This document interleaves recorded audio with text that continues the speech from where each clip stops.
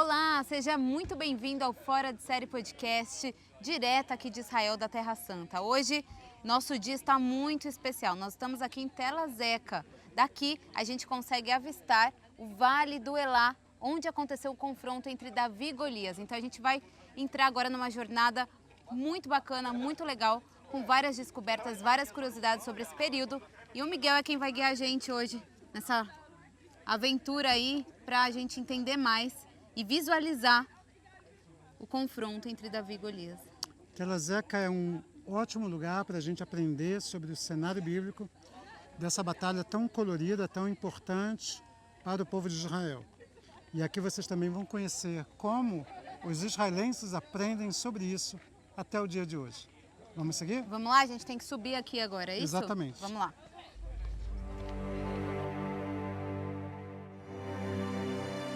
Então, Miguel, aqui em Tel Azeca, quando nós entramos no parque, porque é um parque, né, como você estava explicando, é um parque arqueológico, mas também é um parque onde as crianças israelenses vêm nos passeios escolares e elas se deparam com esses versículos da história de Davi? Exatamente. Por acaso, este versículo ele está um pouco fora do contexto, mas ele é tipo para dar um fundo de pano. Está falando ali de Juízes 14, 4, onde diz assim: naquele tempo os filisteus governavam sobre Israel. Ou seja, é uma abertura para dizer quem governava na região nessa época não eram os hebreus ainda, eram os filisteus. E a cada pedra que nós vemos aqui no caminho, nós veremos uma parte da história da batalha entre Davi e Golias. Legal. Isso é algo impressionante. As crianças, desde pequenas, elas aprendem o Velho Testamento. E elas aprendem no dia a dia, caminhando, passeando, conhecendo, onde foi a história que mais é importante para eles, a história do rei Davi. E elas aprendem isso na escola? Elas aprendem na escola, já nos primeiros anos do ginásio, e eles saem para esses parques aqui desse jeito, como a gente está saindo agora, e vão aprendendo sobre a história, a cultura e a Bíblia. Vamos ver mais uma história. וחרש לא ימצא בכל ארץ ישראל, כי אמר פלישתים פן יעשו העברים חרב וחנית. No livro de Samuel, 1 Samuel, capítulo 13, versículo 19, está escrito que naquele tempo ainda não havia ferreiro na terra de Israel, porque os filisteus disseram para que eles não construam armas. Então a gente está vendo aí já o pano de fundo da história de Davi. O maior problema de Israel era que não tinha armas suficientes. Só quem tinha arma era Jonatas e Saul. Vamos ver agora a história começando a se desenvolver. ותהי המלחמה חזקה על פלישתים כל ימי שאול, וראה שאול כל איש גיבור וכל בן חיל, ואספו אליו. E foi grande a guerra dos filisteus todos os dias de Saul. E eis que viu Saul e chamou a todos os valentes e guerreiros e se juntaram a ele. Ou seja, já estamos vendo em 1 Samuel o preparo do exército para a batalha aqui, na região de Tel Azeca e no vale de Elá. ויאמר אדוני אל שמואל, מלא קרנך שמן ולך, אשלח לך לאיש ישי בית הלחמי, que raíti bebanav melech. Este versículo muito interessante diz assim: e disse Deus para Samuel, vai e enche o chifre de azeite e vai para onde eu vou te enviar, para Ishai de Belém, porque eu vi ali entre os seus filhos um rei. Os filhos de Jessé, Os filhos de Jessé. Já falando de Davi, Já né? falando de Davi, que está chegando aqui daqui a pouco em Tel Azeca para ver como é a situação dos seus irmãos. הנה ראיתי בן לישי בית הלחמי, ידע נגן וגיבור חיל, ואיש מלחמה, ונבון דבר, ואיש תואר, ואדוני עמו.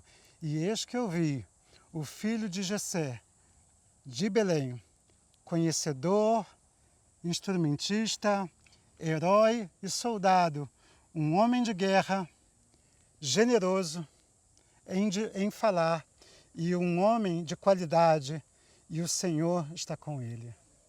Maravilhoso a gente poder ver aí que os versículos bíblicos vão testificando sobre o caráter de Davi também, né? Sim. E a gente está no cenário. Olha ali os arqueólogos ali agora estão escavando, desenterrando a história do povo de Israel.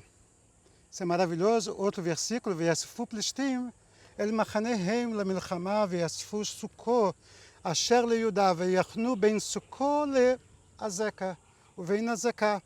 E se juntaram os filisteus com os seus acampamentos para a guerra, e se juntaram entre Sucô da Judéia e estacionaram entre Sucô e Azecá.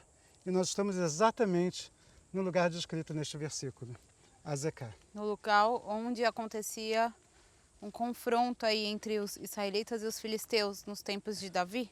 Exatamente, eles estavam disputando as terras, os hebreus do lado das montanhas, os filisteus do lado do litoral, e está escrito: ושאול ואיש ישראל נאספו ויחנו בעמק האלה וערכו מלחמה לקראת פלישתים. E Saul e os homens de Israel se juntaram junto ao vale do Terebinto, o vale de Elá, e se prepararam para ir para a guerra diante dos filisteus. Acho que é maravilhoso a gente poder ver isso aqui. E a gente consegue avistar O vale de o Elá, vale de lá daqui de onde nós estamos? vem comigo, já já nós vamos ver como este vale é imenso, como ele é bonito, fértil e como ele era importante para os povos do passado, a fim de se expandirem, de prosperarem nesta região. Vamos lá. Olha, vocês estão vendo um campo de arqueologia que está ativo nesse momento. Essa parte aqui que vocês estão vendo, a propósito, é onde eles jogam os restos da cerâmica, tá vendo aqui? São cerâmicas, inclusive cerâmica de vaso ali, ó, uma alça ali. Tá? Dá para ver. Depois tem outro lugar assim, eu vou mostrar para vocês. Da época de Davi? As escavações aqui são desde a época antes de Davi Ok. até o período de Jesus. Depois do período de Jesus acaba a habitação em Telazecá. Você está vendo aí essas pedras enormes aí? São os paredões de uma grande fortaleza que havia aqui. Davi conquista toda essa região, seu filho Salomão fortifica, e quem faz a reforma desses muros aí é Roboão, neto de Davi. Então nós temos 3 estágios que estão sendo escavados e nós podemos ver isso aqui. O que ficava aqui exatamente, Miguel, na época de Aqui Davi? ficava uma grande cidade, talvez uma das maiores da Judéia, e esta cidade ela só perdia para uma outra cidade chamada Laquis, ou Lachish em hebraico, que fica mais ao sul. Essa cidade também foi atacada por Senaqueribe, ele destrói a cidade. Os relatos também estão no prisma de Senaqueribe lá na Síria, que foram descobertos hoje, estão no Museu Britânico. E depois que essa cidade é destruída por Senaqueribe, existe uma reconstrução e também Nabucodonosor e seu exército também tomam a cidade e destroem a cidade. A cidade passa por 2 períodos de destruição. Apesar disso, os judeus não desistem. Eles voltam a habitar aqui. E a habitação dos judeus só termina com a destruição da Judéia pelos romanos, no ano 70. Então aqui nós estamos chegando em mais um ponto de escavação aqui em Tel Ezaca. Exatamente, nós estamos chegando no topo da cidade. Continuam os versículos aí que ensinam tanto as nossas crianças aqui. Ainda sobre Davi. Toda a história de Davi está aqui escrita em cada pedra para que as pessoas não percam a oportunidade de lembrar de um texto tão importante. E é muito legal ver de perto, né, como uma escavação é feita. A gente vê que tem muitas pessoas aqui e eles seguem buscando evidências dos tempos, não só de Davi, como você falou, até os dias próximos a Isso. Jesus, né? Nós temos aí evidências desde a época dos cananeus, cerca de 100 a 200 anos antes de Davi, segue pelo tempo de Davi e vai adiante até o dia dos romanos. E o que, por exemplo, seria esse espaço aqui, você sabe? Sim, nós estamos no alto da Acrópolis. O que é a Acrópolis? A Acrópolis normalmente é a grande fortaleza que se vê no alto das colinas. Se você reparar a altura que nós estamos aqui, em relação ao terreno aqui do lado, você vê que é uma grande diferença. Por que essa diferença? Porque nós estamos em cima das construções. Ok. Tá? Lá também tem construções, só que mais abaixo. Quem ficava aqui? O rei e os governantes da cidade. Então, se Davi viesse para cá, para a Judéia, ficasse um tempo aqui nessa cidade, onde ele ficaria? Aqui, tá bom? Na Acrópolis, no centro administrativo e no palácio da cidade, que antes pertencia aos cananeus, pertencia aos filisteus durante um tempo e passa às mãos dos reis de Judá e de Israel. E continua aí os versículos nos ensinando a história de Davi e Golias. Muito interessante. Aqui a gente consegue, pessoal, né? São todos arqueólogos essa turma? Essa turma são turmas de voluntários, estudantes de faculdades e universidades, principalmente de fora do país. E a grande maioria vem dos Estados Unidos, que muitos deles querem ter uma experiência de vivenciar uma escavação arqueológica bíblica. E não existe lugar no mundo melhor do que a Judéia, onde tudo aconteceu e continua acontecendo até os dias de hoje. Jovens como esses podem descobrir vasos de 3.000 anos atrás, eles podem descobrir inscrições, às vezes pequenos vasos de perfume, de mirra, de incenso, altares. Tudo está aqui bem abaixo dos nossos pés, esperando para que jovens como esse, junto com arqueólogos, possam desescavar a história e mostrar para nós como era a vida aqui há 3.000 anos atrás. Quanto tempo dura esse processo de escavação? As escavações em Tel Azekah começaram no final do século XIX, por McAllister. Ainda era o chamado Fundo de Exploração da Palestina, que era uma organização real, mas ao longo dos anos, das décadas, muitas outras comitivas de escavação estiveram aqui. Todos os anos agora, esse sítio arqueológico é escavado, principalmente no verão. Quando termina o verão, termina as escavações. Muitas descobertas são feitas durante aqueles 3 meses, 4 meses de verão. E aí é registrado, vai para o Museu de Israel, vai para relatórios. No ano seguinte, mais escavações, mais possibilidades, mais descobertas. A cada ano descobrem cada vez mais. E isso aqui é uma gota no oceano da história bíblica, porque Israel tem milhares de sítios arqueológicos como esse. Muito bom. Nós estamos chegando na extremidade agora da Acrópolis, e esse é o lugar preferido, onde tem sombra, claro, mas ali também tem os últimos versículos da batalha entre Golias e Davi. Por quê? Porque essa árvore ela fica de frente para a vista do Vale do Terebinto, que você está vendo aqui ao seu lado. Vale do Terebinto foi onde aconteceu o confronto entre Davi e Golias. Bingo! Exatamente esse lugar. E Ou Vale do Elá, como ele Vale é de Elá. popularmente chamado. O que é o terebinto? O terebinto é uma espécie de planta, uma espécie de árvore, que hoje você vai conhecer, e em hebraico é Elá. No passado era um tipo de árvore que era usada para adoração. Antes dos hebreus, na época dos cananeus, a Elá era utilizada para adoração, o significado é a deusa. O nome continuou sendo utilizado pelos hebreus e o vale se chama Vale de Elá porque neste lugar se podem ver milhares de árvores dessa espécie. É realmente um dos lugares únicos onde existe uma grande concentração de árvores como essa que crescem justamente em torno do ribeiro de Elá. Bom, nós chegamos aqui no topo de Tel Azekah e a vista é linda, né, Miguel? A gente consegue imaginar daqui de cima como é que foi esse confronto entre Davi e Golias. Exatamente. As montanhas lá no fundo são as montanhas de Belém. Davi desce esse caminho todo, 38 quilômetros, em forma de serpentina pelas montanhas e vales. Chega até aqui nesta colina em frente a gente. Esta é a Hirbet Caiafa, o acampamento dos hebreus, onde estava Saul, os soldados de Israel, E eles estavam ali com medo dos filisteus que estavam do lado de cá do vale. Imagina, milhares de hebreus aqui, milhares de filisteus do outro lado. E os filisteus têm uma ideia incrível. Um capitão nosso contra um capitão de vocês. Se vocês vencerem, nós te serviremos. Se nós vencermos, vocês nos servirão. E aí vem aquele jovem, pastor de ovelha das montanhas, cansado, deve chegar de manhã e vê ali o povo de Israel, todo mundo com medo, tremendo. Eles veem um exército imenso dos filisteus, exército com armas de ferro. Os hebreus só têm pau e pedra. Eles iam perder com certeza a batalha se não fosse a intervenção sobrenatural de Deus.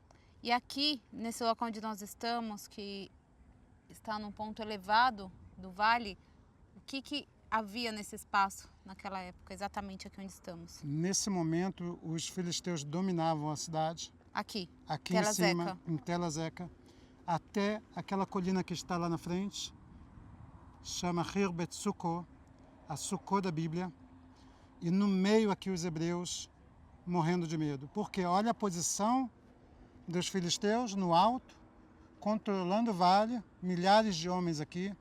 Este lugar na Bíblia é chamado de Efes Damim, quer dizer, sem sangue, porque ainda não havia sido derramado nenhuma gota de sangue, a batalha não tinha começado ainda. Então fica aqui este espaço entre os dois exércitos. Os dias vão se passando, Saul não encontra ninguém que tem coragem de sair da batalha contra Golias.